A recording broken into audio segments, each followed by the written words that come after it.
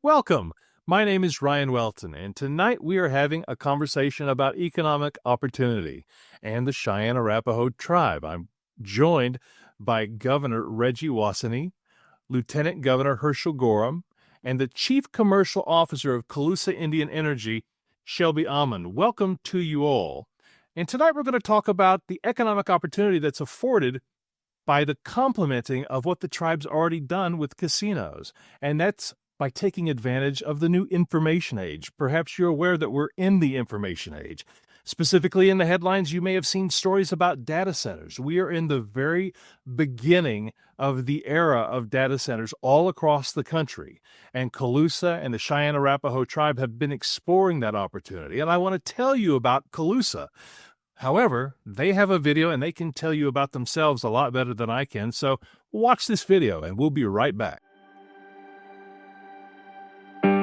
The issue that we were having here was with our small gaming facility was we're at the end of PG&E's service line, and so we were getting inconsistent, not clean power.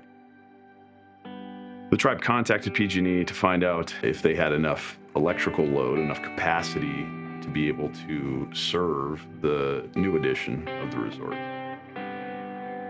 So one of the things that was to become sovereign and become independent of California and the federal government was our own cogeneration plants, doing our own electricity, and then hopefully powering up the reservation. Got the funding, and we put a cogen facility together, which is now CIE, Colusa Indian Energy.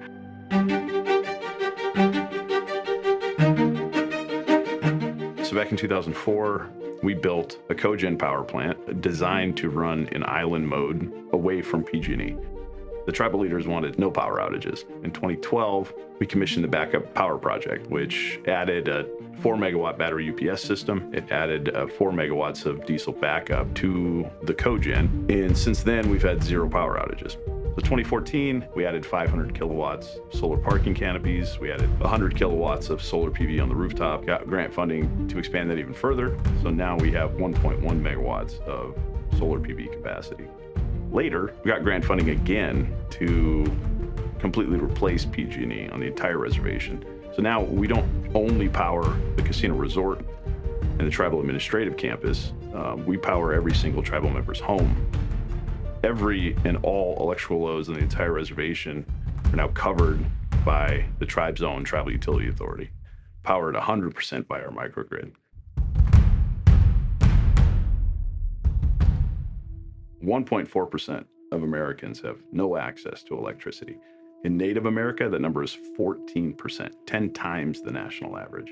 13,500 plus families in the Navajo Nation never had access to electricity. In America, in 2024.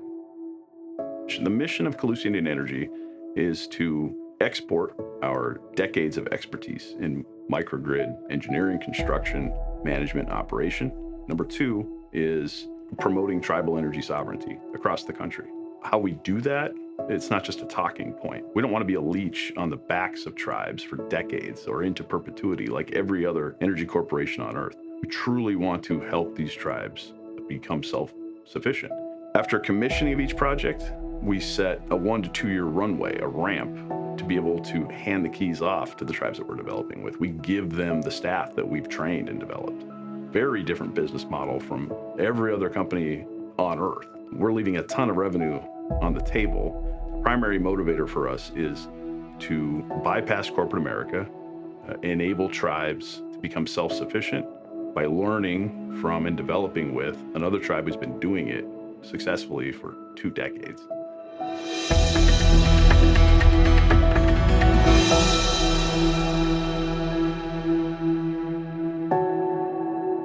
Promoting tribal energy sovereignty is a critical part of our mission. Being able to have our own future in our own hands was priority for me.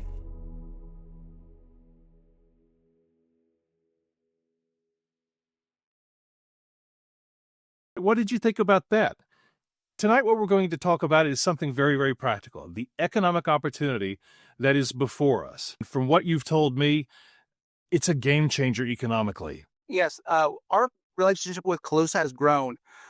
We've been out there to their tribe. We've looked at their operations as far as producing energy going off the grid, which was amazing because not a lot of tribes can say they don't use any of their state power source, that they created their own power source, and they do have all their backup plans in order. So when we went out there, we also went and looked at a data center.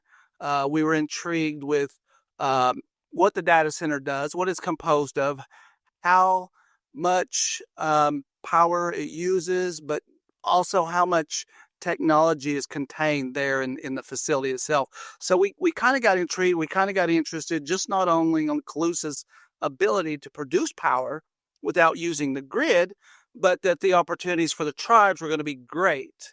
And the financial windfall would be just even greater. So yes, we are still working on our relationship. We're still growing, but we feel that between what they can offer and what we have as far as resources, that we can build something great for the tribes, and it would complement the revenue that we receive off of our casinos. That not only that, but our dreams of having better, greater programs and services, and keeping our elders in touch more so by being able to get them out in the communities with all the things that we could grow with, that would be great for the tribes, and that would definitely help our ability to grow the tribes into the future.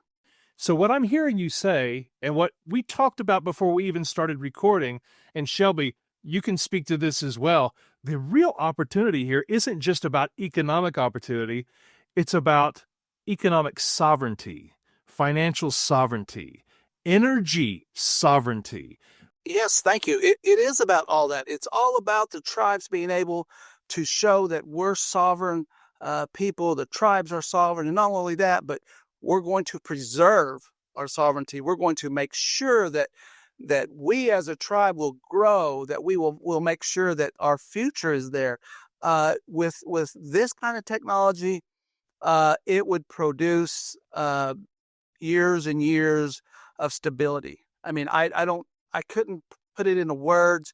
All the things that we're able to accomplish, grow our services, keep our elders alive so that they can teach the younger ones longer, simply because of the nutrition, of the less anxiety, the less challenges they have that they would have to occur, and have health issues because that they're always worrying and they're always trying to figure out, how can I make ends meet? How can I get my grandkids to school? My grandkids don't have clothes. So, these are the opportunities financially based that these new technology today that we're going through. It's becoming a technology world. Everything we run is technology, whether it's cars, whether it's for us in Western Oklahoma, the oil field, even our casinos now are technology surveillance systems. You name it. Everything you do today is technology based. And if we can get ahead of it and get in the forefront, the tribes will see great amount of prosperity and financially stability, and even getting our sovereignty down packed where generations to come would see the benefits. We talked a lot about generational benefits when we did the Facebook Live a couple of weeks ago. And I don't know if you're at a point where you can talk about specifics for whatever this data center project might be, or if Shelby, you would like to expand upon what the governor just talked about in terms of financial and energy sovereignty, and how Colusa contributes to that. The notion is very thoughtful, and it's aligned, I think, universally with all tribes across the country. One thing I would say, tribes that have big gaming locations are, they're good, they're in pretty decent shape, but not every tribe has a big gaming operation. There's a limited amount of funds that transfer one casino to another. The pool of gaming dollars, it's roughly 60 billion per year. If a new casino is built down the road from one tribe to another, the pot doesn't grow to 61 billion. You're putting tribes in a competitive situation where energy is where this started for Colusa, brings tribes together. And I can give you a couple of interesting notions on that with our tribe specifically. I'm not a tribal member of Colusa. I'm staff. I work senior staff, Colusa Indian Energy, but I have a been engaged with Colusa as a tribe for over 22 years. And so we think about things in the same way the governor stated, the 7-generation view, where is setting up the next generations to not be reliant on the state, federal government in any sense, outside of partnering opportunities, mutual benefit and respect. And those are key aspects fundamentally for how we approach this space. So it starts with energy for us. Colusa as a tribe, as you saw in the video, chose to step out onto their own 22 years ago when the utility was unable to provide power for all of the needs. There were more outages than I could believe. I'm considered an energy expert, and the tribe told us that they had more than 50 outages per year. The reality was they had 90 outages per month. And that's because the utility wasn't sharing the true information of what a reportable outage looks like. So the tribe took their future in their own hands and chose to invest in an energy infrastructure that is literally quadruple redundant. So it's what we would call a hardened microgrid, campus power largely. But that was a stepping stone. So when tribe did that 20 years ago, we operated and maintained that. I had a different company at the time. I built that project for the tribe, and then we operated it for a couple of years. When I sold that business, we handed the keys to the tribe. We handed over the staff and wished them well. and they've taken it on and expanded it since then. My brother is chief operations officer at Colusa. He's been with the tribe for 20 years. Has expanded that with the tribe's blessing to now power, as you saw in the video, every single electrical load on reservation, not just the casino. It's about exactly what the governor talked about here. It's about elders, healthcare clinics, keeping critical life support online. Those are the starting points. They're steps towards energy sovereignty. Unlike Oklahoma, where I also live, California has some different challenges. Colusa being a California tribe, the cost of power is almost unbelievable. It's nearly 40 cents per kilowatt to the homeowner, compared to our 8 or 10 cents per kilowatt in Oklahoma as a representative example. So it's nearly 4 or 5 times as expensive. Your power bill is never going away. The utilities are never going to say, look, you paid for everything. Great job. There's no bill next month. You're always going to pay your power bill unless you own the power plant, right? And so that's the separator, and that helped us launch or put a platform in place to. Initially, it was to do all the things we just talked about for the tribe specifically, for its own needs, for its own growth, get its house in order, and begin a long-term economic development opportunity. And that's how we think about energy, as an economic development platform. So if you have power today in today's world with the explosive growth of the term data centers, whether it's AI or cloud or enterprise, doesn't really matter. It's just a high power consumer. They require demand energy. And the country at large is not keeping up, right? The growth curve is exceeding our ability to generate power. And so we at Colusa were brought in. We're engaged with more than 60 tribes across the country. We didn't start out looking at data centers as an opportunity. We were simply trying to help other tribes realize energy sovereignty. Well, as we got into that, we're building, I think, 11 projects right now across the country.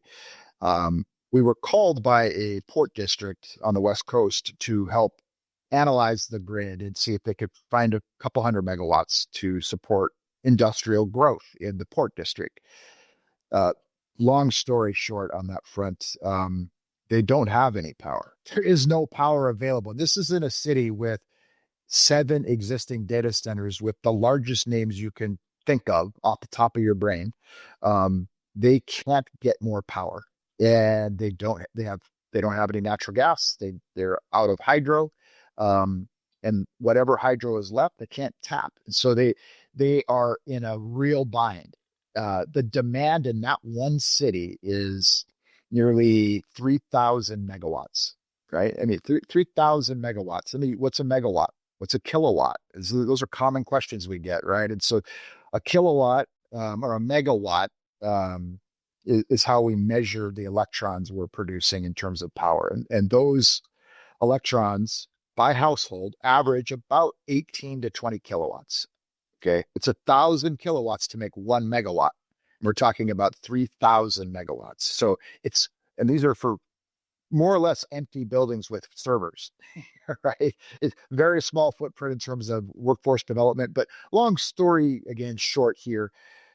As we analyzed that, we started to talk about, well, maybe we should just build a power plant. We'll bring the natural gas to the location, which is about 150 miles away. And so over the course of a year, that's occurring. That project specifically won't deliver until 2029. No matter what we do, because it's in a state, right? You have to go through the state, the city, the county, the state, and then you deal with the federal government just to site and build a power plant. Forget about the data.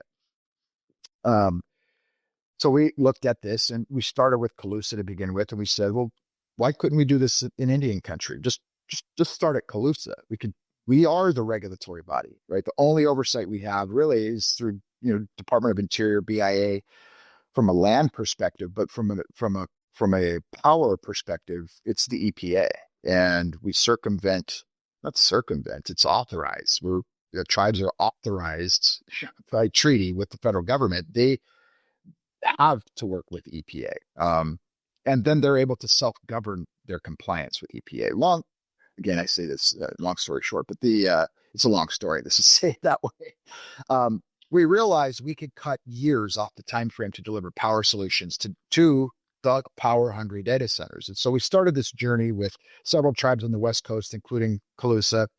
We have our engineering firm here in the center of the country, in Tulsa. And so we operate, our base of operations, North and Southern California, Mid-South, and East Coast. We're engaged with, again, 60 tribes. Not every tribe is going to qualify themselves into a position. They don't have the resources. Not every tribe has natural gas. Not every tribe has, in the right latitude for solar to get usable solar, a good portion of the year. Half of the year is nighttime. So you can't use that as a reliable energy source. And so we started to think about this, and we reached out to Cheyenne and Arapaho tribes to discuss the possibility that simply education and, information share tribes to tribe. And that's how this relationship started. I drove down and met with several of the team and leadership, and we started this engagement. The bigger picture, though, why are we here talking about this? What does it really mean in economic development terms? The opportunity is twofold, right? So it's accelerating what Colusa's taken 22 years to realize, which is an opportunity for economic growth by having the energy platform already. That experience coming from Indian country, working in Indian country with other tribes, will help us all educate one another faster and deliver better solutions ultimately, and attract industry in a way that puts tribes on the same side of the ledger as they should be, which is to benefit from what's occurring on the land, right? And so that, in this case, is power generation at scale.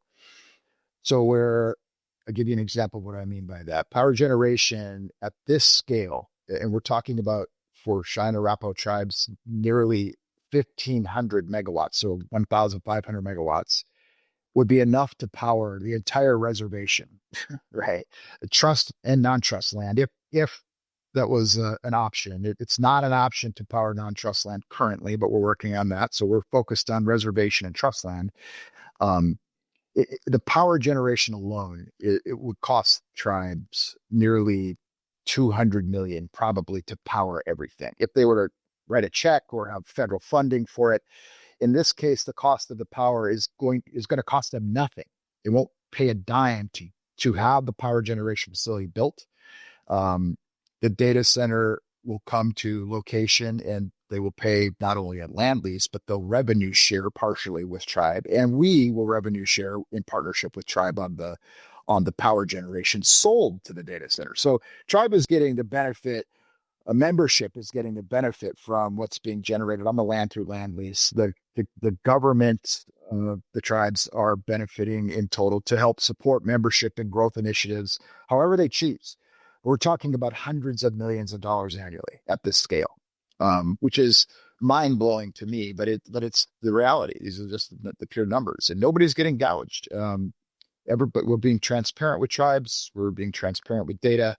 We can't promise everything to everyone, but there are a dozen, 2 dozen tribes across the country, and Cheyenne Arapaho tribes are uniquely positioned in the center of the country, in an area with abundant resources in terms of natural gas, and we were positioned to help support the proper, what we think is, inside knowledge on Indian country and how to deliver a project that's responsible, it's clean, even if it's natural gas, right? So I think I'll kind of stop there and let you unwind me a little bit. So it's hard not to be supremely optimistic about this, not only from an economic perspective, but a self-sufficiency perspective. But we've seen the headlines, and Governor Wassana, Lieutenant Governor Gorham, whoever would like to speak to this, what has been the response in the community? Has it been overwhelmingly positive, or have there been some concerns, and have there been some common ones? I'll go ahead and take this first. The concerns that I've heard or that people have discussed with me have been a local town that fears electricity usage, water usage. Maybe it doesn't benefit the town, but as Shelby said, we're uniquely positioned in the rural area where we have all the resources. We have water, we have gas, and we have land. And we can develop those resources and make a good, viable industry out here and make it for the future. And I think, like Shelby said, the hundreds of millions of dollars a tribe could make would definitely assure that the tribe's future is bright. You could go into every aspect of the tribe, from elders to youth to sports to healthcare to utilities. Any social service type of program would definitely benefit. And I think that the tribe should really take advantage of the situation, because there's not a lot of people getting into the industry, the tech industry, simply because, one, they don't have the same resources we have. Two, it's very difficult when you're located in a municipality of a city that you may have a surge. I mean, you may use some of their water. You may do all those things, but the tribe has a great aquifer. We can produce our own electricity. We don't have to take off the grid. So I think it benefits the tribe that we actually get into this industry and we move forward, because it will shore up a lot of the issues the tribe has financially, and the tribe could exercise their sovereignty as strong as they ever have. It's hard not to be super optimistic about all the opportunities in terms of energy sovereignty and financial sovereignty. But Governor, when I heard you talking about the specifics of a possible data center, all of a sudden I started to think it's not just about opportunity for revenue, it's about opportunity for jobs, for employment. There's going to be more jobs to go around. I'd take a stab at that one. So yeah, that's right. I mean, jobs are a big part of this. Workforce development is part of the core mission as well. With I think every tribe, right? It's not unique to Colusa. It's broad in general. I think every tribal council wants workforce development across the board. These are high tech jobs. There aren't a lot of jobs in the data center after it's built, right? These are machines working largely, but there's a lot of construction jobs that come with this, and this is potentially a decade-long journey to build out what we would call a digital campus. That said, infrastructure that we're putting in to support the data center, the power infrastructure, the wastewater treatment facilities that will need to go in, these are also high-paying, necessary, high number of jobs. Construction at the start, lots of construction jobs, but the long-term day-to-day operations and maintenance, Colusa is not going to do that solo, right? We're partnered with tribes. And so, every possible angle that we can present an opportunity to a local tribal member is going to get priority. Yeah, long-term jobs are really going to be in the infrastructure components, supporting data center operations. There will be high-tech jobs in data centers themselves. But our aim is twofold. One, to carve out a space within data centers for tribes to use as what I would call training ground for tech jobs in general, right? So having a data hall dedicated to the tribes, Cheyenne and Arapaho in particular, um, they have a tech group, right? They're in surveillance, as the governor mentioned. They're in high-end industry. They have suppliers that are providing that in some cases. This is an opportunity to, lever the IT capability within Cheyenne and Arapaho tribes to the next level, right? Ownership of a data hall, training of the young in the upcoming, in whether they're high school or college or technical schools. It really doesn't matter. For us, as Colusa and the power infrastructure, I'll claim credit to this. I didn't go to college out of high school. I went right to work. I went and started building things in the trades. And that's what a lot of these jobs are. I went to school later. I got a finance degree. I'm an MBA from a nice, school. And that was really supportive. These are opportunities to generate real income real soon after someone is out of high school. On the power side, on the wastewater treatment facility, these are craft jobs, trades jobs, where these types of jobs are only going to be paying higher over time as automation comes into play. There's still people required to operate these facilities. And so, yeah, job creation is a big part of it. In total, on whole, is how I would think about it. The timeliness of those opportunities in an era where we hear a lot of folks say, hey, maybe we should be propping up the trades and the craft work a lot more than we are out of high school. I think it's going to be a big deal. But something else, before we actually started recording, Shelby, you mentioned, and Governor or Lieutenant Governor, maybe you want to speak to this, whoever wants to pick this one up. But there isn't a better partner for somebody like Colusa Indian Energy than the tribes when it comes to stewardship of resources and the environment, because it's written into the bylaws. And frankly, those of us who are not members of tribes should feel good about that, because the concerns that membership might have about resource usage and the cleanest way to do things, this is really kind of a partnership made in heaven. Am I speaking truth? Yes. Colusa as a tribe, as we are a tribe, we always all look to protect the land itself. When you take care of the land takes care of you, and that's the way we envision it. We like to make sure it's clean, it's growing, it's healthy, and like I said, when you can walk out on it and you can see things growing and prospering, that's great. And I think that's what the tribe wants to do is we have a resource, but we also want to take care of it. And that's one thing that we will invest heavily in, is to make sure that our part is done and that we take care of our land and that we grow. But we don't believe that we're out to harm or hurt something that our forefathers have fought so hard to give us, and so that we could grow. And I believe that's the important key part of is the longevity of the tribe, the sovereignty that we can definitely display, and that we can take care of our own members the way we need to. It's a challenge this day and time. The federal government is having a tough time at allocating funds, and sometimes the economy hurts the tribes through their gaming operations. When they don't prosper gamingly, we have to look back at our assistance programs, and we may have to do something that kind of hurts us all and make cuts.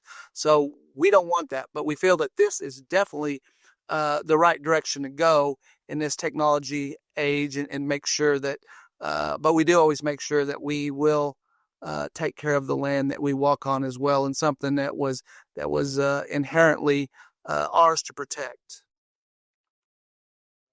Yeah, I'll build on that real quick. I mean, just that is a very common concern. Is why would you go to Indian country to do build a power plant because you could build it faster? Yes, that's one of the reasons, but we're going to build it responsibly. And what does responsible mean? Responsible for us as dictated by our tribal council and chairman. We at our home microgrid are going to be implementing 20% hydrogen supplementation in the next 2 years. We have a technology that not many know about that allows us to split natural gas. Natural gas is carbon and hydrogen combined, right? It's CH4 is the element of natural gas. So what we do is we break the carbon off of the hydrogen, small amount. We don't need to do 100% hydrogen. We don't. That's not efficient. But natural gas is natural. It comes from the ground, and so we take that natural gas, we break off a percentage of the carbon before it's ever combusted. And what does combusted mean? It just means before it's ever burned to generate electricity. We're breaking off some of that carbon ahead of time. And so we're putting hydrogen combined with natural gas into a combustion chamber with a gas turbine. We're capturing as much of the waste heat as possible, and we're generating more power. Right. So it's a extremely efficient way of generating power. It's highly reliable when it's on the location where it's being used. Right. I think people believe that the grid itself is clean. The grid is not clean. This will be a much higher standard in terms of cleanliness, emissions control, water consumption. Will all exceed the standards that are set today by the utilities and their current. And that's not a knock on the utilities. It's just the state of play. On-site generation will always be more efficient and always be cleaner when applied appropriately. Now, in Indian country, we don't have, some of the lack of, not lack of, it's, without the state oversight that any city or county would have if they were to build a power plant. Tribes only have to work with the EPA, and the EPA standards for emissions are really high. In other words, they're not low emissions requirements. What does that mean? It means we could put in a power plant that doesn't have any emissions controls, no pollutant controls. That is not what we do. We put in what's called best available control technology, which is best available emissions control technology, meaning no matter what the state of Oklahoma, no matter what the tribe's emission standards are, the federal government's, we're going to be lower than those emission standards in all cases, regardless of location across the United States, right? Across the country. And that's not a requirement that's put out there. We could just follow the standards. We go above and beyond because reinforcing what the governor said, we have to be stewards not only for the tribe that we work for is Colusa Indian Energy, but the tribes that we work with and partner with. We also serve the Cheyenne Arapaho tribes. So we're going to be mindful of their wishes, and then our intention and hope is that we'll exceed those. We have experience in delivering that. And so, yeah, we're very conscious of the environmental impact. We have a hydrogen solution on the front end. We're going to use the resources that are available to the tribes where they're at. That it's in general. Not all tribes have natural gas. Not all tribes are in the right latitude for solar. Not all tribes have high wind capability. And so you have to meet tribes where they are with the resources they have. It happens that Cheyenne and Arapaho tribes have an abundance of natural gas, an abundance of water, enough land to serve this operation. And it's going to be put together in the most state-of-the-art fashion possible. I mean, this bleeding edge technology. It's not new technology. It's just modernized technology. Gas turbines, which is collectively called when you collect the waste heat and generate more power through steam. It's called combined cycle generation. So we're getting two shots at capturing as much of the gas coming out of the ground and making it usable. So the utility, the wires going to your homes or your casino or the memberships, admin is electrically efficient to about the 30% electrically efficient, from the source of the power, right? I'm down the road here in Tulsa, and there's a power plant on the river, highly efficient at that location. As you send that power out across the wires, miles and tens of miles and hundreds of miles, you wind up having what's called line loss. And so by the time it reaches your home, you're no longer at 60% efficient, you're closer to 40% efficient. If you look at the wind, wind is great as a free natural resource, but it's only 22% electrically efficient, and it isn't highly reliable. The wind doesn't always blow. It blows a lot in Oklahoma, but not everywhere else. So we have contemplated all of these types of generation. These are called distributed energy resources, whether it's natural gas fired power plant, it's solar battery energy storage, it's a combination of wind.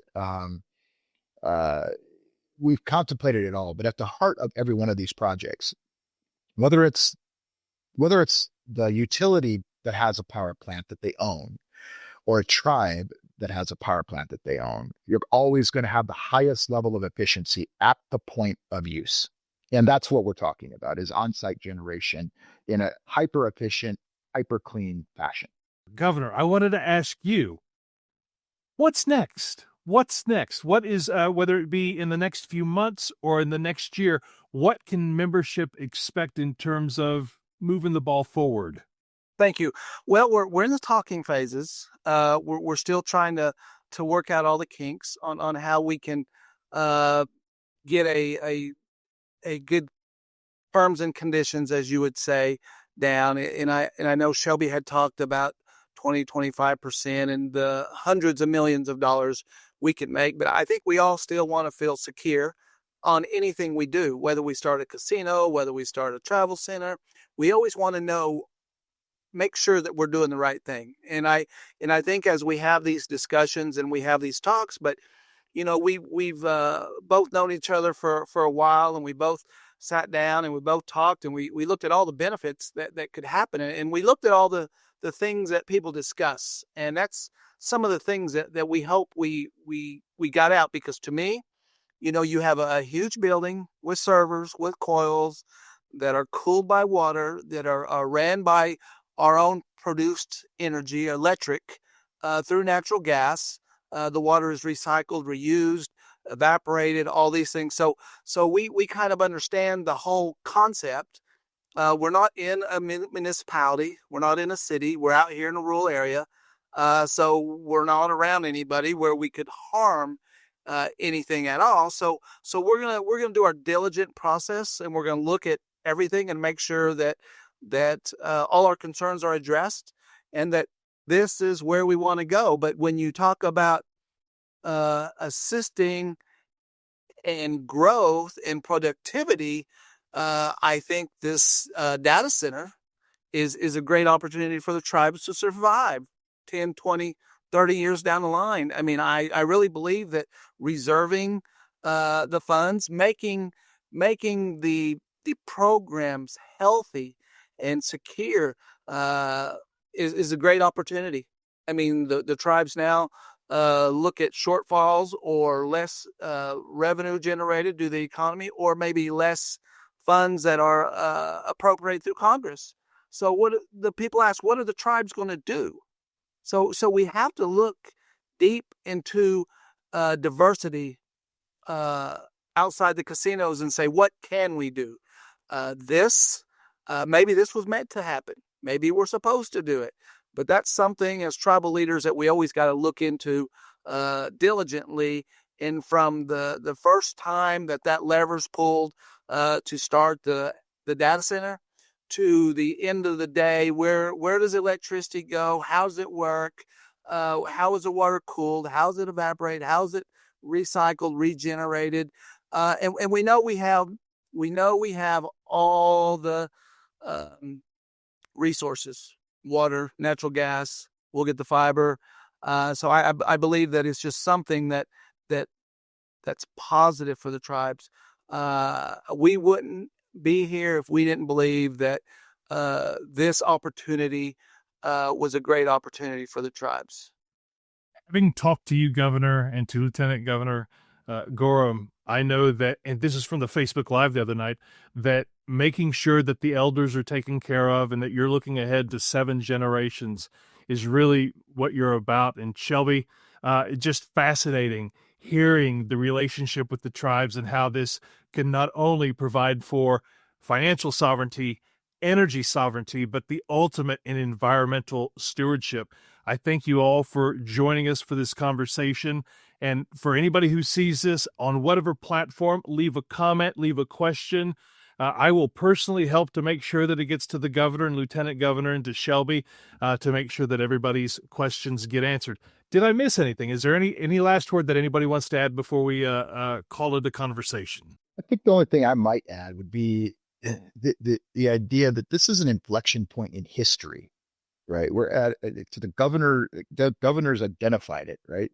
Is this meant to be? I think this is an inflection point where there's perfect alignment between the federal government, the value tribes bring to industry value brought to tribes at a point in time that is a window of a decade.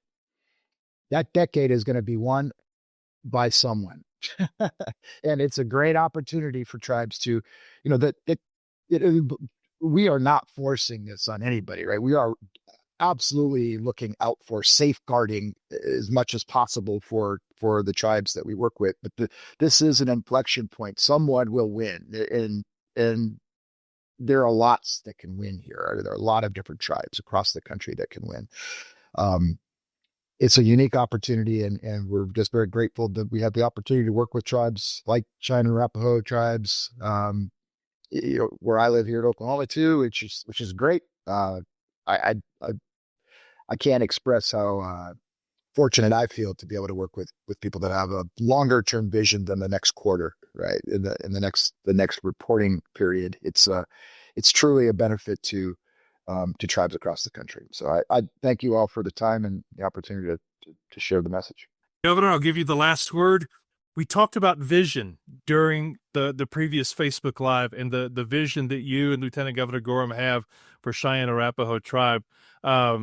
What does this opportunity, how does that relate to your vision for membership?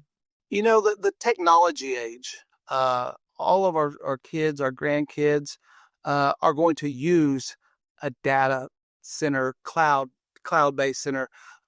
It'd be good if the tribes could actually go in that direction. As technology grows, the tribes have to grow. The technology has to be based somewhere. And like I said, we have the resources to make this happen. And it's not only a good thing for the future that our kids get involved in technology-based business practices. As we all know, they're so good at the computers and the laptops and all these phones and stuff like that. Well, they want to know, where does their information go? Their information goes to a data center and it's stored there. And wouldn't it be great if they could say, hey, my data's sitting over there on our tribal land? That'd be awesome. But in general, it's a vehicle to take care of the tribe for a lot of decades. We would make 5 times as much revenue off a data center in 1 year than we make off the casino revenue. I think that would be a strong shot in the arm for the tribes. We could do just numerous things, whether they're projects, services. It just would make a bold statement for tribes across the country to say, look what the Cheyenne Arapahoes have did. That is a fantastic final note to end on there. On behalf of Governor Wassana, Lieutenant Governor Gorham, and Shelby Ahmman from Colusa Indian Energy, my name is Ryan Welton. Thank you so much for watching.